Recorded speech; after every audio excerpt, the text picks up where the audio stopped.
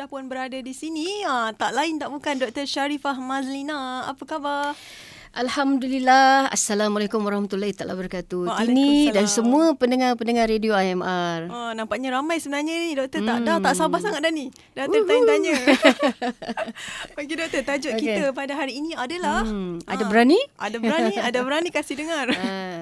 Kalau remaja sekarang kata ada brand. Ada brand lagi short lagi. Ya, lagi short. Okey. Saya dah diberikan soalan kat sini kan. So mungkin nanti Tini akan tanya saya soalan lah. Tapi tajuk ni memang sangat sinonim dengan saya tentang keberanian. Saya rasa ramai orang akan tanya saya, macam mana boleh jadi berani ni? Apa yang ada, apa yang meresap kat saya sampai jadi berani? Pergi ke situ, pergi ke sini dan buat tu, buat ini dan sebagainya.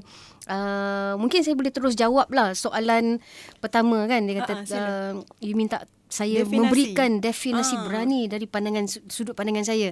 Pada saya berani tu ada dua perkara. Satu berani yang membabi buta. Satu berani dengan ilmu. Dia ada dua keberanian. Okey.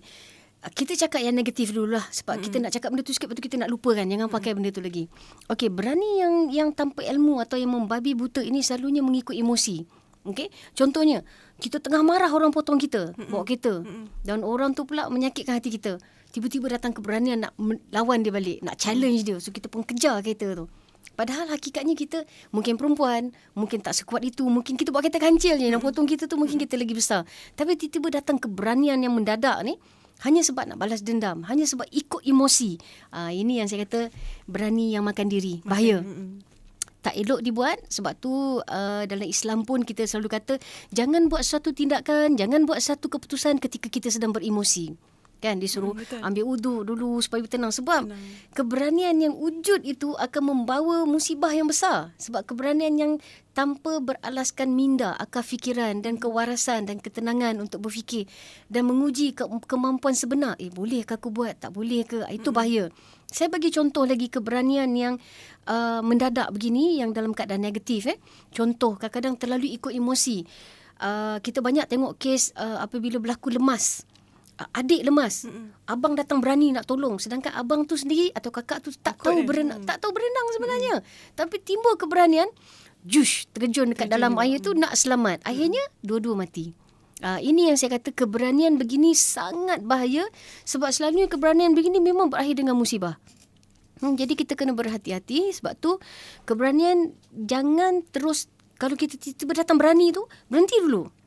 Fikir sejenak, adakah keberanian ini waras atau keberanian ini ikut emosi? Sebab tu dalam program MAP sebelum ni saya banyak bercakap minda adalah pembuat keputusan, tetapi yang selalu negotiator ni ialah emosi kita. So kalau emosi kita lebih kuat daripada minda, kita kalah. Tapi kalau kita kuat minda berbanding emosi, insya-Allah kita menang. Jadi di situ nak jadi berani ni banyak berbincang antara dua ni, ikut minda lagi selamat berbanding ikut emosi. Jadi kadang-kadang ada orang dia kata dia berani nak cuba menyahut cabaran orang, kawan-kawan. Lepas tu tiba-tiba bila sampai ke tahap dia nak buat benda tu, tiba-tiba datang gugup, datang ketakutan. Tapi sebab dah dicabar, dia pun dah pergi ke situ, dia pun buat. Akhirnya berlaku musibah. Selalu berlaku macam tu. Jadi keberanian yang begitu sebenarnya jangan dibuat, jangan dicuba langsung lah. Jadi yang saya nak fokuskan ni adalah keberanian yang kedua, yang pada saya sangat sinonim dengan diri saya dan saya memang sentiasa mengamalkan sampai sekarang. Iaitu keberanian dengan ilmu. Yang ni keberanian pakai minda ni. Okay, di mana keberanian ini kita buat dia dengan penuh keyakinan selalu ni, insya-Allah. Okay? Dan kita tanya diri kita bila nak buat tu, nak berani tak berani tu, kita tanya 3 perkara yang ada dalam diri kita. Iaitu mental kita, kuat tak kuat, berani tak berani. Kita dah fikir segala aspek dah. Fikir betul-betul. Kalau saya buat ni, ini saya boleh buat ke, tak boleh buat ke, kemampuan saya macam mana, logik tak logik, bahaya tak bahaya, kita dah fikir habis. Okey, kalau kita rasa minda kita kata yes, go for it. Keberanian itu keberanian yang asli. Sebab atas berlandaskan pemikiran. Kemudian baru kita tanya hati kita. Macam mana? Ada gugup tak? Was-was tak? Yakin tak? Ada rasa gugup ke dan sebagainya? Kita tanya. Kalau emosi kita pun tenang dan selalu cakap, insya-Allah boleh ni, insya-Allah boleh ni. Kalau emosi kita berkata gitu, itu a good sign. Contohlah, kita nak langkah longkang. Senang sekali. Saya suka tengok orang buat nak langkah longkang ni. Kalau dia kata, dia langkah longkang ni dekat, cepat sampai. Tapi kalau dia was-was, dia kata kalau tak nak langkah, nak kena jalan jauh, nak cari jambatan. Okey, masa tu kita tengok reaksi dia masa nak langkah tu. Kalau dia dah seng-seng kain sampai kat lutut, sampai kat peha, tak lompat-lompat lagi, janganlah buat. Okey, sebabnya ada was-was di situ. Minda dia bercakap, jom kita langkah sebab nak jimat masa tak nak pergi kat jambatan. Tapi emosi dia 50-50. Sebab tu kita boleh nampak reaksi. Nak lompat, tak jadi. Nak lompat, tak jadi. Lepas tu dia dah seng-seng kain, dah tinggi, tak lompat-lompat juga lagi. Okay? Dan ambil masa. Pada saya kalau begitu, berhentikan. Dalam semua perkara, kalau you hesitate, 50-50, stop. Don't do. Sebab selalunya berakhir dengan kegagalan dan musibah. Okey. Yang ketiga, kita tanya kekuatan diri kita, fizikal kita, mampu tak mampu saya nak buat. Jangan kadang-kadang ada orang, dia tanya dua perkara je, mental dengan emosi. Mental kata go for it. Emosi sebab dah get aroused, dah rasa teruja. Tapi kemampuan fizikal tu tak ada. Dia tak boleh buat. Jadi kalau buat juga berakhir dengan musibah. Jadi kalau nak menyahut cabaran, ada berani ni, kena ada 3 perkara ni. Sebab 3 ni dalam genggaman kita, diri kita sendiri, mental kita, emosi kita sendiri dan kemampuan fizikal kita sendiri. So kalau dalam ilmu MAP saya, MEPS, mental, emotional, physical dan social. Social ni faktor luar. Tapi social ni banyak influence kita. Yang pengaruh kita, yang desak kita, yang cabar kita. Jadi 1 lawan 3 mana kuat sebenarnya? 3 kita ada, MEP 3 kat kita, 1 kat luar. So sepatutnya kita lebih kuat. Jadi jangan biarkan kemampuan kita itu dipengaruhi oleh sosial yang tak berapa bagus ni. Jadi sebab tu ramai orang kena belajar elemen ini. Genggaman kita ialah kekuatan kita sendiri. Nak tambah satu lagi S. Saya punya MAPS yang terbaru ni ialah MAP Squad kan saya kata kan? Yes. MEPS Squad. S yang kedua ialah spiritual. Ni yang keimanan, kita punya jati diri, kita punya rohani, kita punya iman. Itu semua menambahkan lagi. Jadi kalau tak ada sosial tu tak apa sebenarnya. 4 perkara ini dalam genggaman kita. Sebab tu orang kalau berjaya dia gegam tangan. Dia genggam dan dia kata yes. Baru betul. Okay, mana ada orang genggam satu jari je? Tak ada kan. Okay, jadi biar kekuatan kita berlandaskan MAPS yang mantap ni, insya-Allah berani kita tu berani yang betul lah. Itu pandangan mukadimah saya lah untuk keberanian ni. Okey, baik. Terima kasih doktor. Okay. Tadi maknanya yang pertama sekali yang penting kita punya mind kita. Yang lain diikuti dengan susulan. Okey, soalan yang kedua ni doktor. Kalau sifat berani tu ada lawannya sifat takut. Betul. Kalau Dr. Hamka dia cakap dalam diri seseorang tu memang penting sifat berani ni. Betul. Kenapa agaknya kita perlu ada sifat berani ni? Sangat penting ya. Sebelum tu saya nak sentuh sikit tentang sifat takut lah. Sila. Tidak semua orang yang berani itu tak ada takut dalam hati dia. Seberani-berani saya tetap ada takut. Tetap ada. Hantar kat saya ular, lari saya. Okay? Tapi mungkin takut tu diselitkan dengan geli lah. Ada orang dia geli kan. Saya bukan takut, saya lebih pada geli lah kan. Okay. Jadi seberani-berani manusia tetap ada takutnya. Dan sepenakut-penakut manusia tetap ada keberanian dia. Kalau kita berani saja tak ada sifat takut, kita riak nanti. Kita riak, kita takbur, kita lupa diri dan selalunya pun berakhir dengan musibah. Ini kita tak mahu.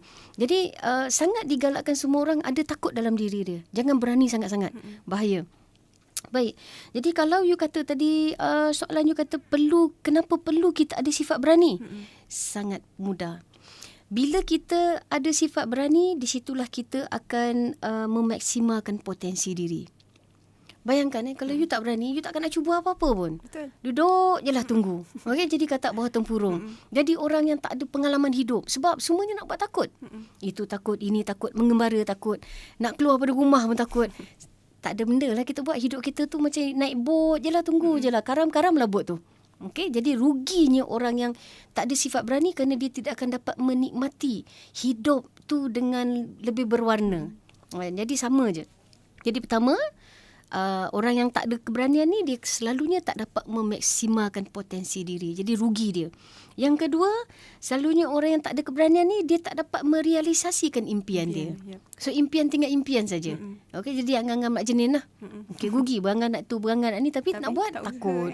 Dia takut. Sebab dia kata selalunya kalau orang yang dia takut ni, favorite word dia, tagline dia, hashtag dia lah. Okey, dia akan kata apa? Boleh ke? Boleh ke? Dia nada dia tu mendalam. Boleh ke? Okay? Ataupun suara dia, takutnya. Bolehnya. Dia akan begitu sebab bermain dengan jiwa dia sendiri, ketakutan yang belum cuba. So pada saya rugilah orang-orang macam ni. Okay? Orang macam tu kalau duduk sebelah saya kena piat aja. Sebab semua belum cuba dah takut. Okay? Dan dia akan doubt pada kemampuan sendiri.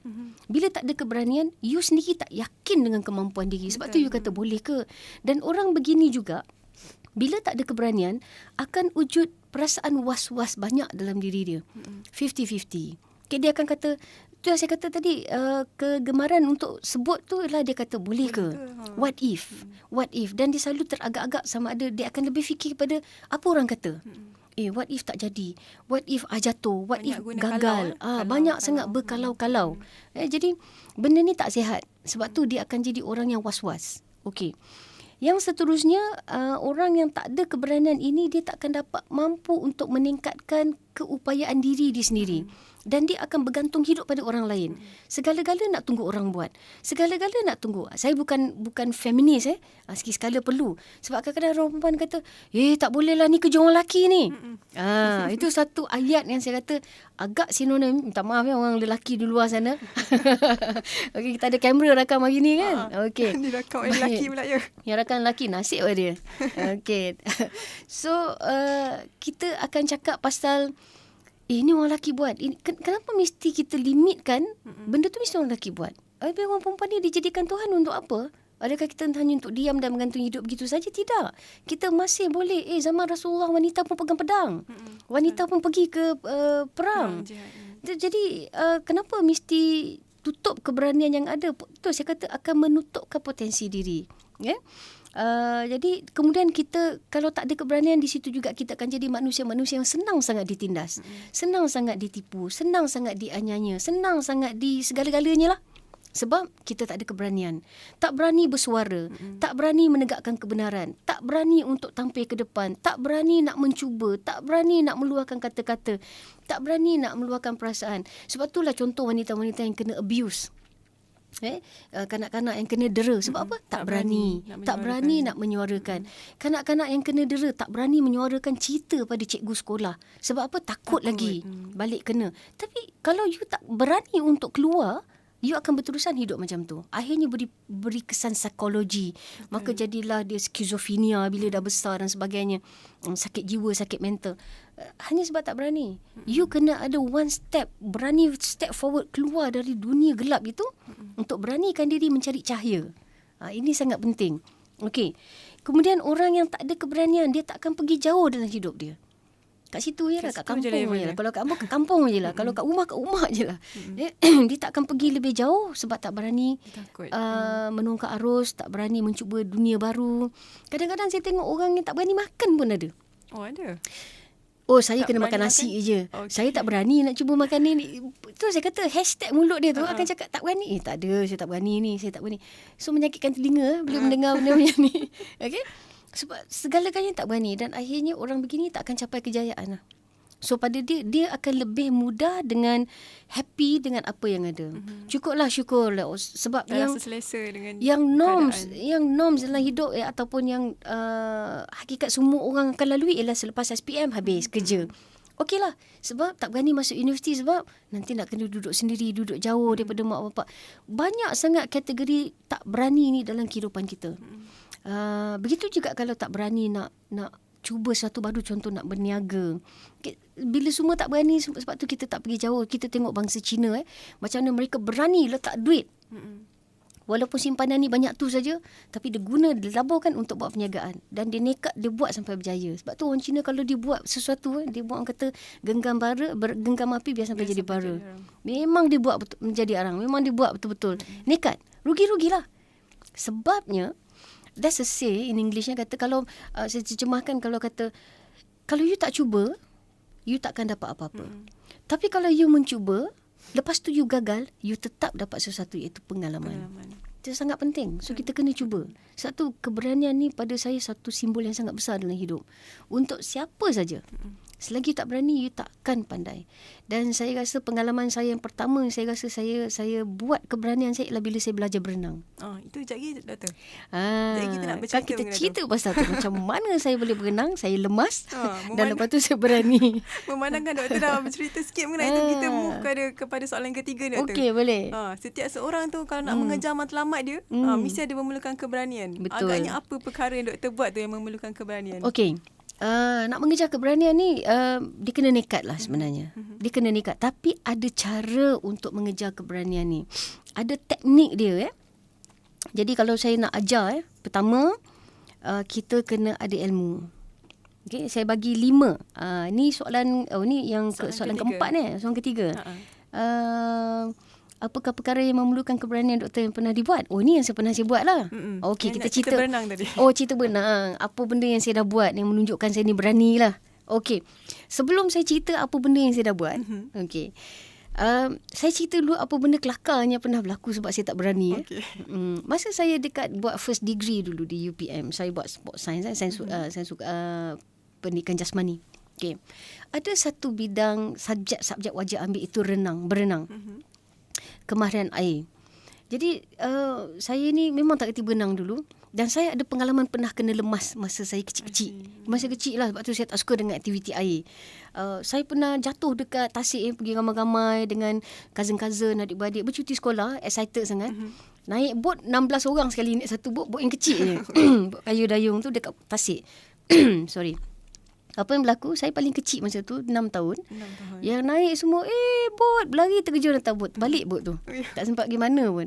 Dan saya dah rasa lumpur kat bawah tasik. Boleh jatuh dalam. Muncul, Alhamdulillah masa tu saya sempat tahan nafas. Jadi bila tertahan nafas, automatically saya timbul ke atas. Dan abang sepupu saya, dia nampak rambut saya dan dia tarik. Dia tarik bot ni atas. Itu satu pengalaman yang sungguh menakutkan. Sejak tu saya memang takut, fobia dengan air. Budak kecil masa tu kan. Baik. Jadi bila saya kena ambil first degree, kena ambil berenang ni, saya memang, ya Allah, satu subjek yang paling saya rasa suffer lah. Fur kata tak suka sangat lah. Tapi satu semester, 2 bulan tu kat tempat cetek tak habis-habis. Macam itik tau. Kuat-kuat air kat situ je kan. So saya kata, sampai bila saya nak lulus? Kalau saya tak lulus, habislah subjek ni kan. Doktor kena pergi macam orang lain pergi juga. Kena semua. Semua orang. Dan dia boleh sign pula. Okay, you nak lulus, instructor kata you boleh sign up terus. You nak dapat C saja, you kat tempat cetek je lah. Pakai pelampung. You nak B, you kena berani berenang begini. Ulang alik berapa meter tu. Dan C, you kena buat dive. A, you kena buat dive. Of course, saya tak nak C. Dan saya tak nak B, saya nak A. Tapi masalah saya takut. So, it takes some time for me to berani. Sampailah pada satu hari, saya nekat timbulkan keberanian. Saya kata, betul kata orang. Kalau you kat tempat cetek sampai bila you takkan pandai? Sebab you tahu ada lantai untuk you pijak. So, saya rasa 2 bulan belajar tak pandai-pandai berenang. Okay? 2 bulan? 2 bulan. Lama juga tu. Takut. Dia 1 semester kan. So, dekat 2 bulan saya masih lagi kat tempat cetek. So, akhirnya saya kata nekat lah. Terus-terus saya pergi terjun kat deep end tu. Okay? Kemudian? Bila saya tak ada benda nak pijak kat bawah tu, pandai lah berenang masa tu. Saya gunakan semua ilmu 2 bulan. Tak ingat nak survive macam mana.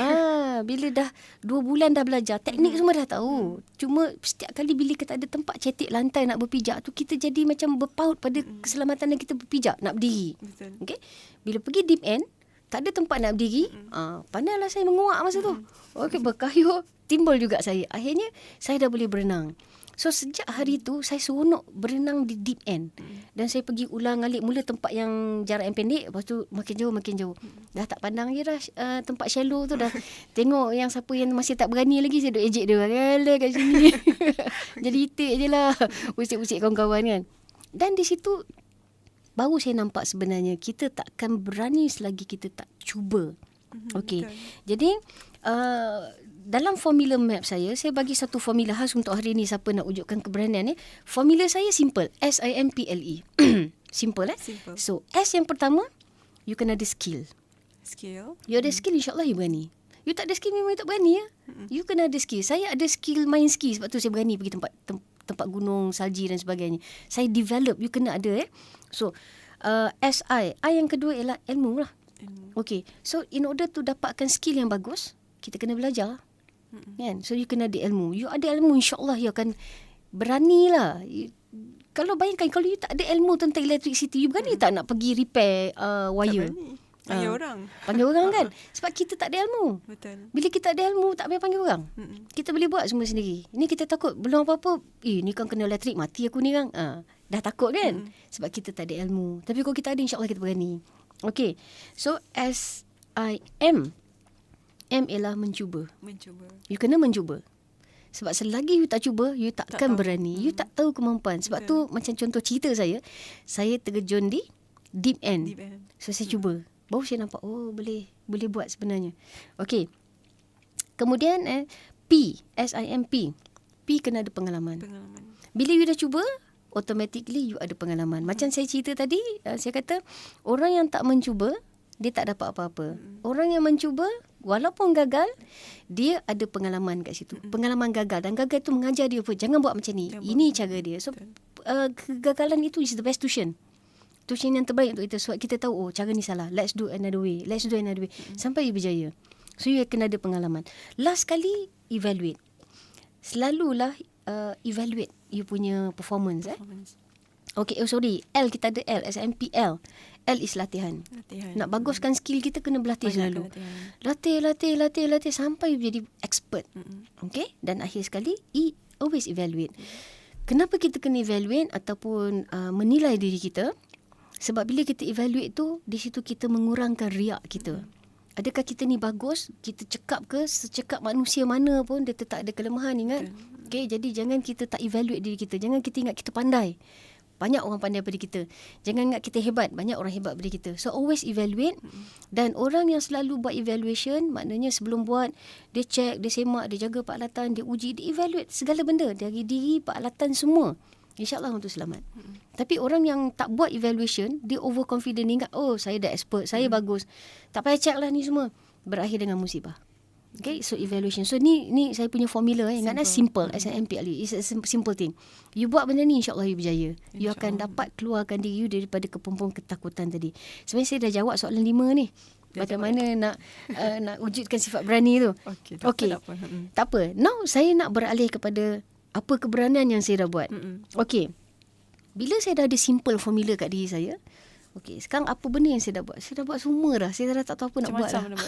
Okey lah, macam-macam. Antara yang terbesar, okey, semua orang pun tahu saya dah pergi Kutub Selatan 2 kali. Saya pergi Kutub Utara. Lepas tu saya pergi ke Greenland tahun 2011. Dan lepas tu saya tengok apa lagi yang saya tak buat. So, buat terjun pula. Okey, so akhirnya saya buat bungee jumping di New Zealand 2 tahun lepas, di mana saya rasa lompat biasa saya tak nak. Saya buat rekod. Dalam masa setengah jam saya buat 2 lompatan. Daripada ketinggian berapa tu? Lebih kurang bangunan 44 tingkat lah dekat Kawarau Bridge. Okey.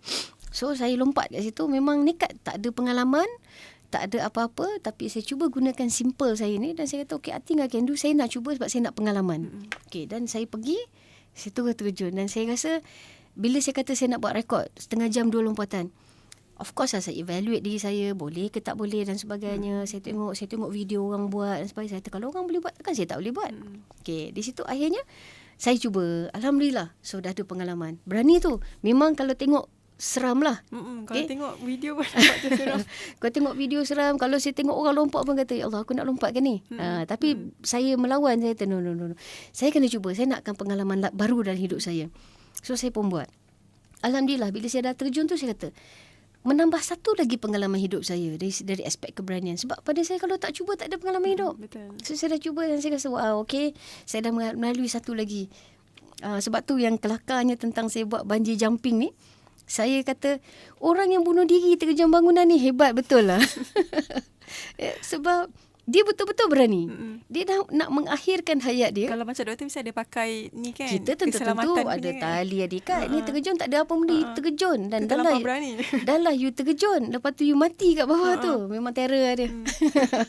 Okay. Dan lawak pertama yang saya buat selepas saya buat bungee jumping tu, saya tu kata, saya salute lah orang bunuh diri terjun bangunan ni. Sebab dia terjun untuk pecahkan kepala dia. Memang dia hebat lah. Tapi itulah kita ada sedikit kebodohan lah kan. Okay, kehebatan tu tak digunakan sebaiknya. Tapi kehebatan tu untuk membawa dia pergi ke neraka. So itu satu yang kerugian sangat besar lah. Dia ada keberanian tu patut diguna untuk pergi berjihad, pergi perang ke, pergi lawan musuh ke, lagi bagus. Okay. Kemudian saya rasa tak cukup, tak puas. Saya baru cuti hari raya baru ni, saya pergi buat skydive di Australia. Saya bercuti dan kemudian saya rasa, apa lagi nak buat ni? So saya tengok kat langit tu ada orang buat terjun. Saya kata okey, tak pernah jumpa, tak pernah buat. Saya nekatkan diri, saya pergi. Dan siapa yang masuk Facebook saya boleh tengok video tu lah, saya upload kan. Okay, dan satu pengalaman yang menarik, saya terus pergi ke ketinggian yang paling tinggi yang ditawarkan di situ, itu 14,000 meter. Memang sangat seronok, sangat mencabar dan saya rasa macam sangat menarik lah. Boleh buat lagi lah, insyaAllah. Boleh buat lagi. Boleh. Nampaknya seronok. Pengalaman tu dah menimbulkan keseronokan. Saya rasa lepas ni nak pergi lagi tinggi. Okey. Kemudian itu, kalau katalah itu berani dari segi benda-benda ekstrim begini. Saya juga menggunakan ilmu map saya dalam perkara-perkara kehidupan biasa seperti orang lain. Contoh, saya buat PhD ketika melakukan expedition dulu masa pergi Antartika Kutub Utara. Tak ramai orang nak buat macam ni. Dah lah buat expedition tu berat. Nak kena tambah ilmu pula buat PhD. Dan saya memberanikan diri untuk buat 2 serentak. Itu satu contoh. Yang kedua, seterusnya saya memberanikan diri pula dalam kerjaya saya. Di mana pada bila satu ketika saya pernah cerita dulu masa bukan yulah DJ yang lain. DJ Era ataupun Zah, saya cerita kenapa saya berhenti kerja. Saya dulu seorang pensyarah. Saya berhenti sebab saya rasa macam saya tak nak rezeki saya tu dipersoalkan nanti di akhirat sebab saya dibayar gaji tapi saya tak boleh berada di universiti sebab jadual saya yang sangat padat. Walaupun ada keizinan, pihak universiti kata tak apa, you datang mengajar, lepas tu you free, you balik lah. Buatlah aktiviti ikon, kena jelajah sana, pergi jumpa orang dan sebagainya. Buatlah, tapi datang mengajar. Tapi saya rasa tak seronok. Jadi dalam pada duduk fikir saya kena berdikari. Akhirnya nak beranikan diri ni. Selalu kita dah selesa, ada gaji cukup bulan kan.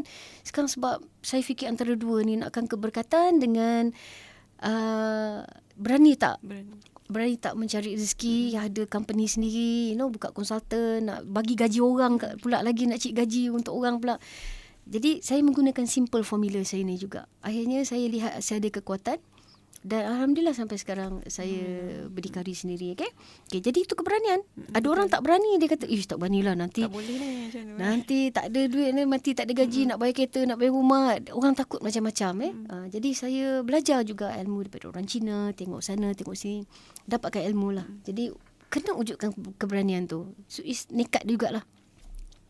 Kemudian keberanian dari segi saya dah menggembara satu dunia dah beratus negara dan bandar yang saya dah pergi. Saya dah tak terkira, saya rasa lebih pada 390 bandar seluruh dunia. Kalau datang rumah saya boleh tengoklah dia punya dia punya gambar. Dan juga saya collect keychain dan cenderamata cemara kecil di mana-mana tempat saya pergi, dan saya ada galeri saya. Boleh tengok mana tempat saya pergi. Jadi dan kebanyakannya saya menggembara sendiri. Saya round the world, lihat dunia. Ya, saya pergi sendiri. Ada sekali dengan kawan lah. Sekali-sekala. Tapi kebanyakannya saya sendiri. Sebab kadang-kadang ada orang tak larat ikut saya punya rentak. Saya pergi sendiri. Katalah saya pergi satu tempat tu dan saya pergi ke bandar-bandar kecil, ikut tempo, tak ada, ikut turis tak ada. Jalan troka sendiri, seorang-seorang. Dan saya memberanikan diri lah. Belajarlah bahasa. Kena separuh orang kata, takutnya. Saya cuba sebab pada saya tak buat begitu, saya tak nampak dunia. Betul. Okey. Dan baru ni saya giat aktif dengan motor besar. Saya juga pernah jadi pelumba kereta, go-kart, speed race. Saya ada lesen. Jadi saya cuba semua, apa saja. Nak kata untuk yang lasak-lasak, yang lain-lain pun ada. Memasak, aktiviti masak. Semua dah. Semua alhamdulillah. Dan saya setiap hari hidup saya akan cuba kalau ada benda baru, cuba. Dipenuhi dengan aktiviti. Dipenuhi dengan aktiviti. Pada saya tak ada ruginya kita mencuba sebab ini memberi kita pengalaman hidup. Jadi saya harap apa yang saya cerita ni memberi inspirasi kepada wanita dan lelaki, di siapa-siapa di luar sana. Buat. Buat sendiri kalau tak ada orang nak ikut. Mulakan sesuatu yang baru sebab itulah yang saya kata ciri-ciri apa you dapat bila you berani. You akan dapat macam-macam pengalaman hidup dan memaksimal potensi. Okey. Okey, baik doktor. Tadi doktor dah cerita mengenai keberanian yang kita perlukan. Ada yang sesuatu yang berlaku apabila kita terlampau berani ni. Contoh dia macam anak-anak yang terlampau berani ni. Dah berani lawan cakap cikgu lah. Berani buat grup gangster, pukul cikgu, macam-macam lagi. Agaknya kalau sifat terlalu berani ni adakah ia boleh mendatangkan kemudaratan? Pasti. Macam saya kata tadi, keberanian ni ada dua. Satu yang berani yang sepatutnya jangan kita buat sebab itu berani mengikut emosi dan tanpa ilmu. Itu termasuk kategori yang tadilah anak zaman sekarang yang berani tak bertempat, yang berani kurang ajar, berani melawan mak bapak, berani melakukan sesuatu yang melanggar tata susila, adat, resam dan agama. Okey? Kita ambil contohlah. Berani cuba dadah. Dia tahu dadah tu bahaya. Betul. Tapi sebab dorongan kawan-kawan, peer pressure, dorongan kata, kau cubalah apalah, kena ejek, bacol lah, itulah ini. Dia pun okey, dia mencuba. Dia macam kadang kita tengok remaja lelaki ni, dia suka betting. Suka pantang dicabar. Dia pun, kono anak jantan, pantang dicabar. Tapi inilah pantang dicabar yang tak pakai akal fikiran. Sebab nak cuba, pastinya akan ada musibah. Saya banyak tengok kadang-kadang kat mana-mana pun sebenarnya. Kalau tengok American ni lagi teruk perangai budak-budak lelaki dia. Buat kerja-kerja bodoh. Kadang-kadang benda yang, okey, jom kita hantuk dinding. Siapa boleh pecahkan dinding ni dengan kepala. Jom masukkan kepala dalam plastik. Cabaran-cabaran yang membodohkan diri. Tetapi diorang suka benda-benda macam ni. Kalau you tengok bloopers, video-video ada kat YouTube, banyak, you klik sajalah. Aktiviti cabaran bodoh yang mereka buat yang akhirnya memberi musibah. Dan kadang-kadang kita tengok yang buat benda-benda ekstrim. Dia main skateboard dekat rel tangga, akhirnya dia jatuh, patah tangan, patah rahang dan sebagainya. Pada saya, you nak buat tapi dia tak pakai safety dan sebagainya. Ini membahayakanlah, keberanian tak bertempat. Betul. Okey, termasuklah keberanian. Kita tengok budak-budak kita mak rempit. Banyak kali saya tersempak dengan dia orang dekat lebuh raya. Ramai jadi Superman. Superman yang tak boleh terbang sendiri, dia terbang dengan motor. Okey? Dan saya juga pernah menyaksikan bagaimana Superman ni accident. Dia hidup lagi tu. Mujur dia tak mati. Dia jatuh dan habislah badan dia bersagat dekat atas jalan raya tu. Kalau saya tepuk tangan je kat pada muka. Okey. Tahniah, anda telah berjaya mendapat satu pengalaman hidup yang bagus. Okey. Jadi kenapa tidak keberanian itu digunakan dengan betul? Dia bagus, berani sangat, masuk betul-betul F1. Masuk betul-betul racing yang menobatkan you sebagai pelumba negara. Ini menobatkan diri sebagai sampah masyarakat. Yang orang tak hargai pun kehebatan you, orang tak hargai pun kecekapan you. Kalau saya dah berani sangat mati macam tu, kadang-kadang tak pakai helmet, tak ada safety, you bawa motor macam tu, hebat. Boleh tabik lah. Tapi gunakan di tempat yang betul dan you jadi wira negara. Betul. Itu saya kata dia berani tak pakai akal. Di tempat yang salah lah. Di tempat yang salah. So sayang lah. Jadi memang ada ramai anak-anak muda, budak berani lari daripada rumah. Berani lah tu. Betul. Mak kena marah mak sikit lagi daripada rumah. Memang hebat lah tabik. Okey, lepas tu balik nanti bawa baby. Sebab tak pakai akal fikiran. So ini benda-benda macam ni kena, saya nasihatkan remaja kat luar sana. Kalau nak berani tu berani betul-betul lah. Pakai akal, pakai emosi yang betul, pakai fizikal kemantapan yang hebat. Pastikan spiritual anda hebat. Sosial ni dikurang-kurangkan dulu. Kalau nak sosial, cari sosial yang mantap, yang bagus, yang sosial yang boleh menjamin kita ke arah yang baik, membimbing kita, yang beri nasihat yang baik. Okay, jangan ikut sosial satu orang, 4 ada kat tangan kita. Mental, emotional, physical dan spiritual. Genggam dia supaya anda mantap. Okey? So, kita perlu yang ni lah. Sebab saya tengok budak sekarang sanggup keluar rumah, sanggup durhaka dengan mak bapak. Banyak cerita kan, durhaka dengan mak bapak. Yang jala sosial tu dah berani melahirkan anak sendiri. Ditandas lepas tu bunuh budak tu. Berani tu. Memang sangat berani. Berani yang melampaui batas. Berani berzina, berani menyimpan kandungan sampai orang tak perasan dan berani menjadi bidan sendiri hingga melahirkan anak dekat tandas. Tambah satu berani bunuh bayi dia sendiri. Itu keberanian yang luar biasa. Yang tak ada pada manusia normal. Ini dah keberanian abnormal. Tapi kenapa tidak digunakan keberanian begini untuk berjihad? Okay, kalau betul anda sanggup sampai berani macam tu, offer yourself lah, pergilah jadi askar, berjihad, tentu-tentu dapat pahala, ini tentu-tentu dapat masuk neraka. Offer. Itu memang dia beranilah, dia nak uji berapa panas api kat situ kan. Dia try bakar tangan dia. Maha sabar. Dan saya kata, ya Allah, panasnya, takutnya aku. Kita akan jadi takut tau. Saya kena buat macam tu. Kita kena letak diri kita di satu tempat yang seberani-berani saya takut api neraka lah, insyaAllah. Saya takut ke arah tu. Jadi benda ni membuatkan kita tarik diri kita balik untuk, itu saya kata evaluate tadi. Evaluate tu sangat penting. Betul. So hebat mana pun beralas. Sebab tu saya suka cakap dengan media dulu, jangan sekali-kali menyebut nama saya menakluk kutub. Saya selalu tegur. Saya tak pernah menakluk kutub. Saya menerokai. Saya melintas. Ya. Saya berjalan. Ya. Saya cross. Ya. Saya tak pernah takluk. Saya selalu betulkan. Sebab benda tu sungguh riak dan tak boleh. Sebab saya tak boleh takluk kutub. Allah punya kerja. Jadi dia boleh takluk saya anytime. Saya takut benda tu. Jadi benda ni sangat penting untuk kita evaluate lah. Untuk elakkan kita daripada memudaratkan kemudian. Okey doktor, soalan last ni. Kita sampai soalan yang kelas. Tadi rasanya doktor ada sebut sikit, tapi tak apa, kita nak nak tambahkan lagi. Kalau menyemai sifat berani ni, mungkin ada orang kata kena semai daripada kanak-kanak lagi. Betul. Masa umpama melentur bulu biarlah daripada rebung ya. Tapi bagaimana agaknya cara yang sebaiknya untuk kita menyemai dan melentur sifat berani ini? Baik, mungkin ini juga boleh beri panduan. Sebab saya pun nak bagi semangat pada mereka yang dah jadi buluh. Jangan ingat anda dah jadi buluh betung, saya masih boleh lenturkan anda lagi. Sebab ramai orang kata, alah saya dah tua lah, saya bukan rebung lagi, dah tak ada harapan lah saya nak mencuba.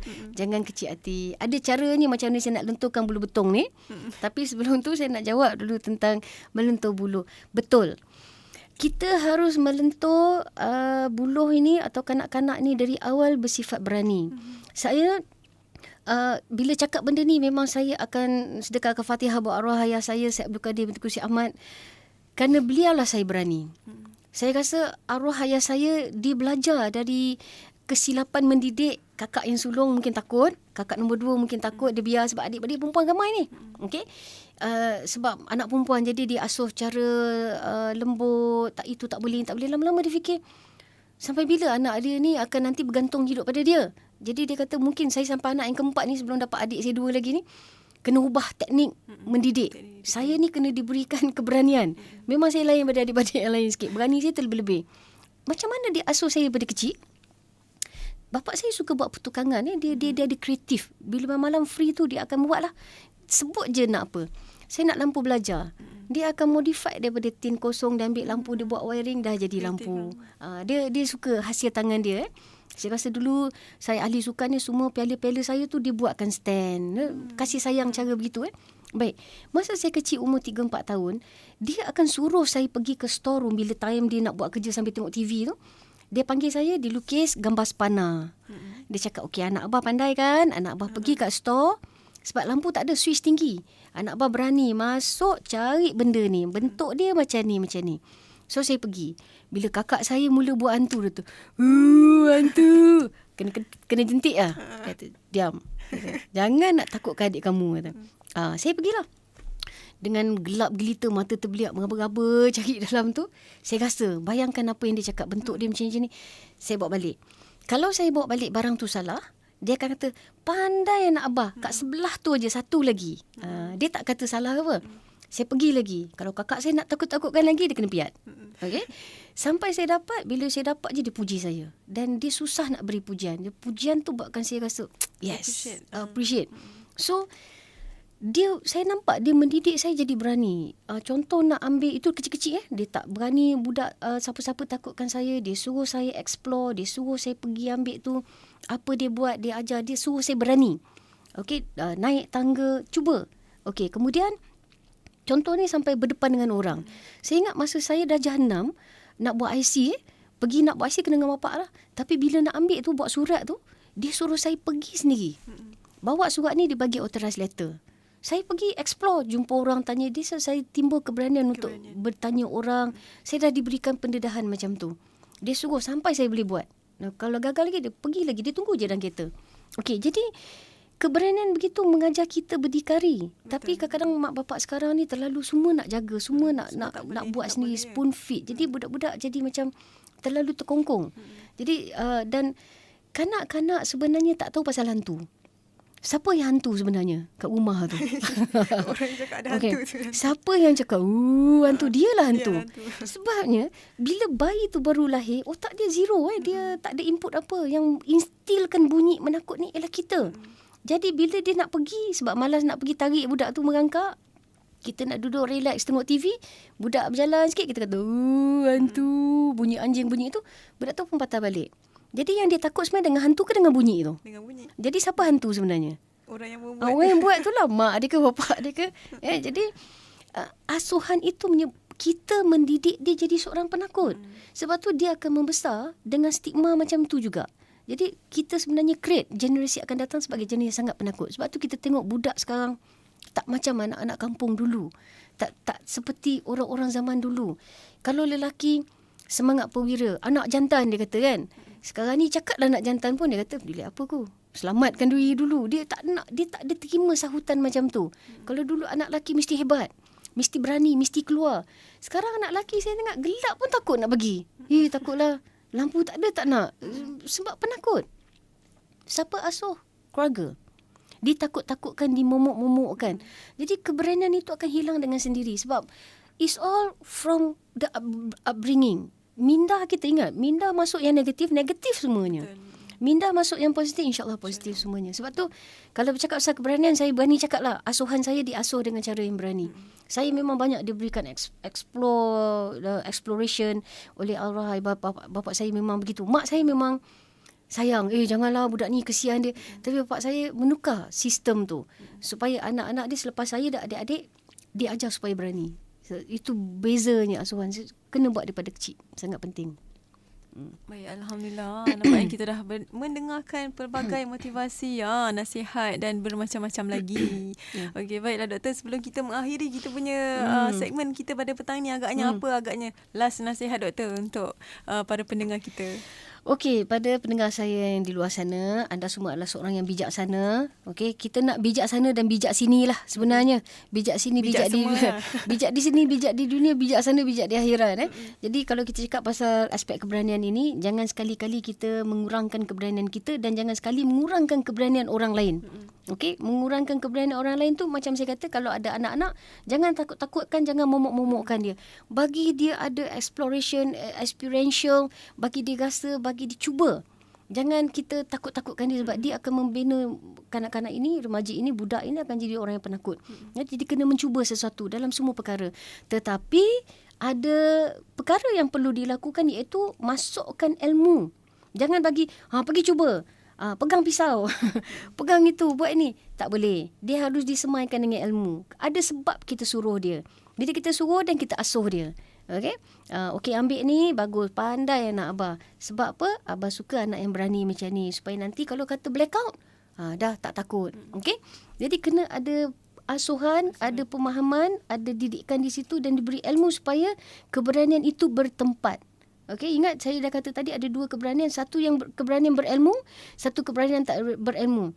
Yang berilmu insya-Allah membawa kepada kebaikan. Bijak sini, bijak sana. Keberanian yang tak berilmu ini selalunya tak bijak kat mana-mana pun. Okey, berakhir dengan musibah. Jadi itu sangat penting dan mudah-mudahan ilmu kita kongsikan hari ini akan memberi faedah kepada semua dan harap-harap generasi akan datang adalah generasi Malaysia yang berani. Yang berani untuk membuat kebaikan yang mantap. InsyaAllah. Okay, InsyaAllah. Terima kasih banyak-banyak doktor kerana hadir pada sesi kita pada hari ini, iaitu diskusi tetamu kita. InsyaAllah jika ada kelapangan lagi, kita akan menjemput lagi doktor. InsyaAllah ya doktor? InsyaAllah. Dan saya pun sedang bincang-bincang ni. Saya tak tahu sama ada rancangan, nanti kita kena tanya penerbit sama ada rancangan apa kata saya tu nak dibuat pada hari Selasa ke hari Isnin. Sebab jadual saya agak kelam kabut. Akhir-akhir ni nak kata hari Isnin pun kan dah ada jadual. Hari ni pun sebenarnya sekejap lagi saya nak kena berkampung dah di Grand Blue Wave Shah Alam kerana program 3 hari di sana.